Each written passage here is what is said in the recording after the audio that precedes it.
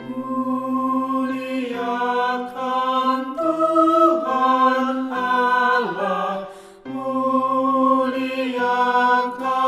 Tuhan Allah, muliakan pimpinannya dalam kasih sayangnya.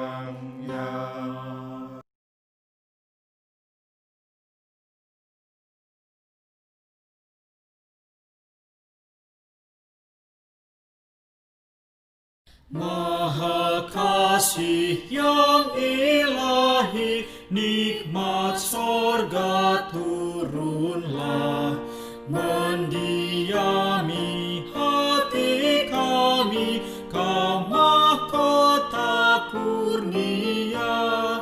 Yesus, Kau berlimpah rahmat, sumber kasih yang besar.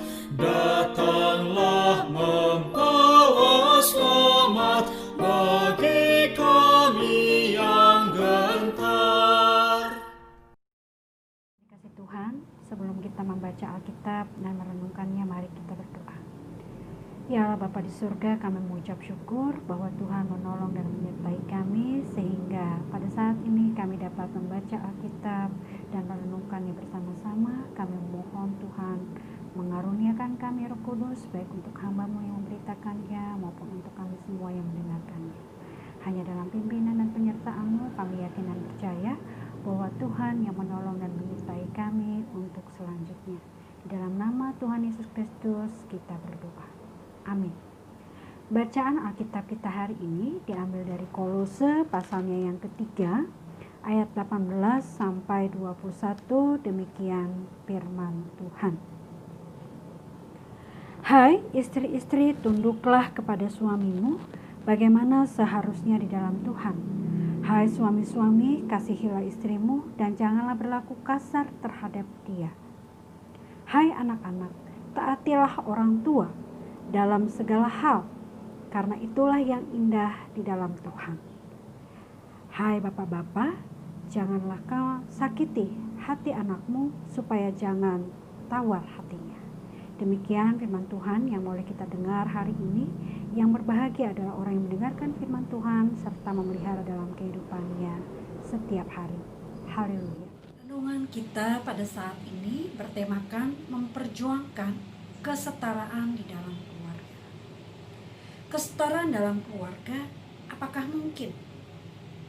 Apakah para istri bersedia melakukan tugas yang biasa dilakukan oleh para suami, yaitu mencari nafkah, tanpa membuat para suami direndahkan karena dianggap tidak bertanggung jawab?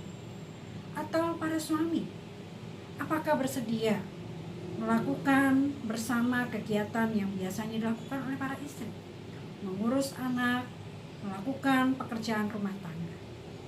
Lalu bagaimana dengan anak-anak?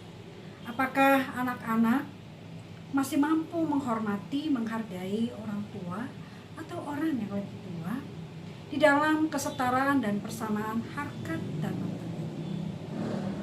Para ibu, banyak orang yang meragukan hal ini, dianggap tidak mampu untuk melakukan itu dalam situasi kehidupan kita. Namun kita harus punya kekuatan tekad bahwa kita mempunyai landasan yang kuat untuk bisa melaksanakan. Bagaimana kita menghargai orang lain sesuai dengan harkat dan martabat yang diberikan oleh Tuhan kepada kita. Baik itu suami, apakah istri, ataupun anak-anak. Mari kita melihat bahwa latar belakang keluarga yang sudah terbentuk, baik itu adat istiadat, hubungan masyarakat, pengalaman dan juga tafsir terhadap ayat-ayat Alkitab telah membentuk pola pikir kita, di mana seringkali pola pikir kita mengarah kepada masyarakat patriarki, yaitu superioritas laki-laki dalam kehidupan keluarga ataupun di masyarakat. Begitu juga superioritas antara orang-orang yang dianggap lebih tua atau orang tua kepada orang yang lebih muda atau anak-anaknya.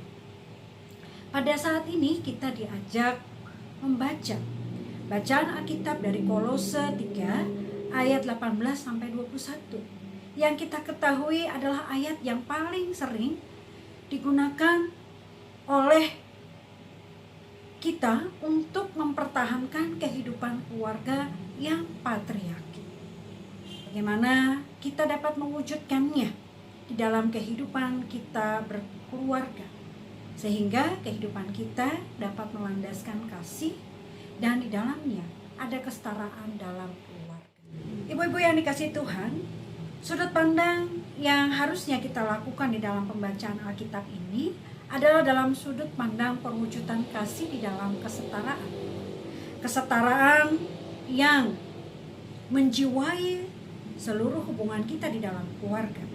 Suami dengan istri, orang tua dengan anak. Yang di dalam bacaan Alkitab kita ini tentu saja pada saat itu dalam konteks masyarakat patriarkal. Maka ada kata-kata yang kalau kita tafsirkan sekarang, kata-kata yang membuat istri tunduk dan taat dalam kategori patriarkal.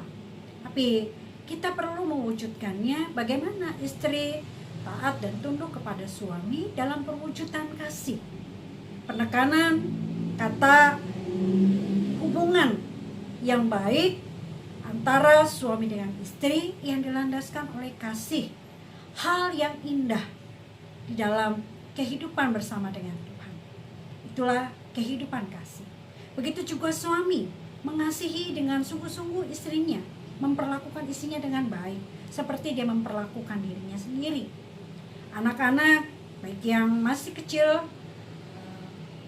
dewasa juga tetap memperhatikan bagaimana hidup di dalam penghargaan sebagai anak kepada orang tua di dalam mewujudkan kasih yang setara di dalam kehidupan keluarga. Maka apa yang indah dalam Tuhan di dalam kehidupan keluarga kita adalah mewujudkan cinta kasih itu sendiri.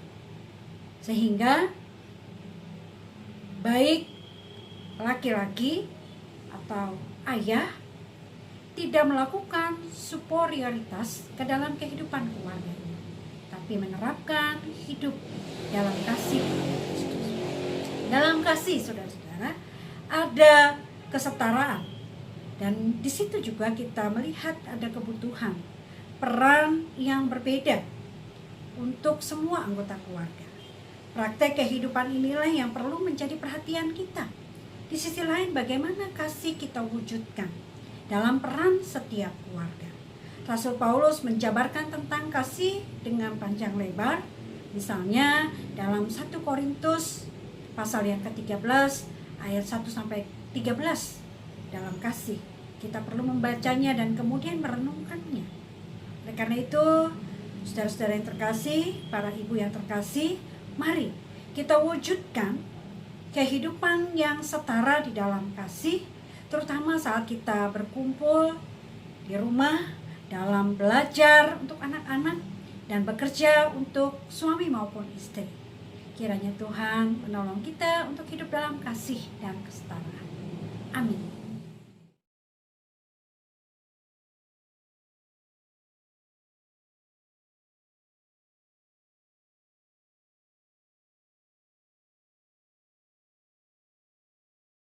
Berbahagia